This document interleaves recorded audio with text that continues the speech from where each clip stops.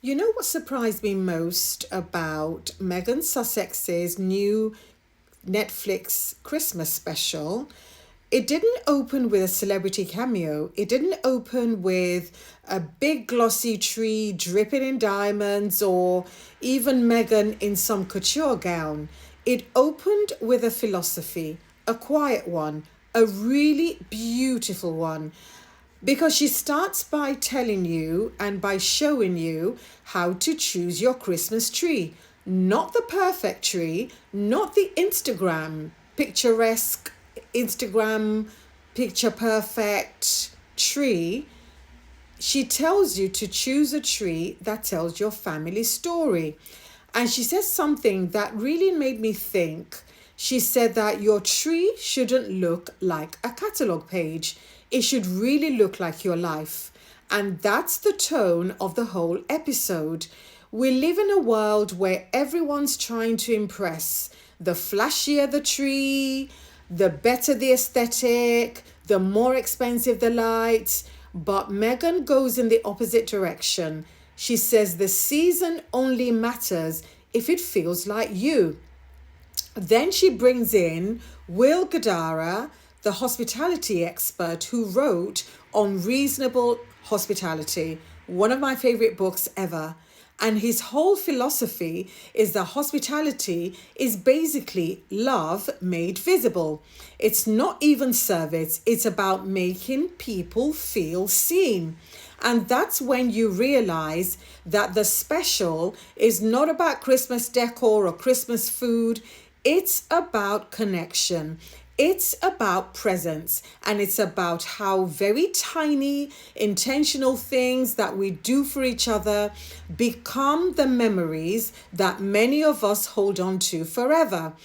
So Megan and Will, they started by crafting some advent calendars for kids, very simple red and white box, red and white boxes, handmade touches. Megan with her notes, I love you because I just love that. It was nothing overproduced. It was something many of us can easily do. And it wasn't anything that screamed TV special or made for TV. It was just made with care, in my opinion. And it reminded me how many years we've been tricked into thinking that Christmas needs to be a performance. And to be honest, it doesn't. It just needs to be honest and real. And then Megan gets into baking and crafting, and say what you want about her, she genuinely enjoys the stuff. And I think that's the secret to the success of her program. She looks like she's having a great time, and we are enjoying it along with her. So she does the cookie painting, she does the gift wrapping. I swear, if I could write and gift wrap like that, I will be a menace, okay? And I love that she uses, things like sprigs of rosemary, pine needles, and little homemade wreaths. Not expensive decorations, just really thoughtful ones.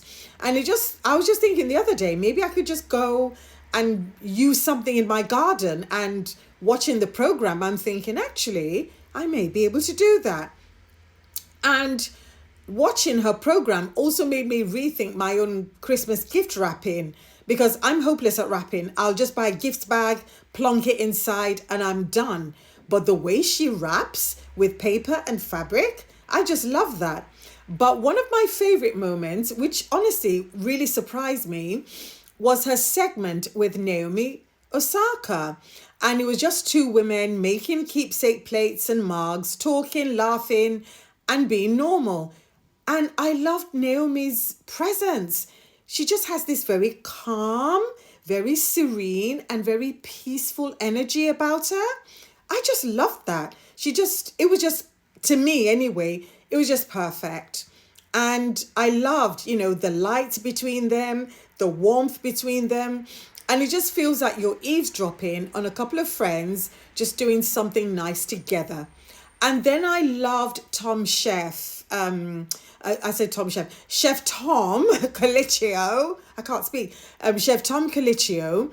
And I love the way he showed up. Yes, he did teach Megan how to make holiday cocktails and a gorgeous gumbo, and Megan made the gumbo.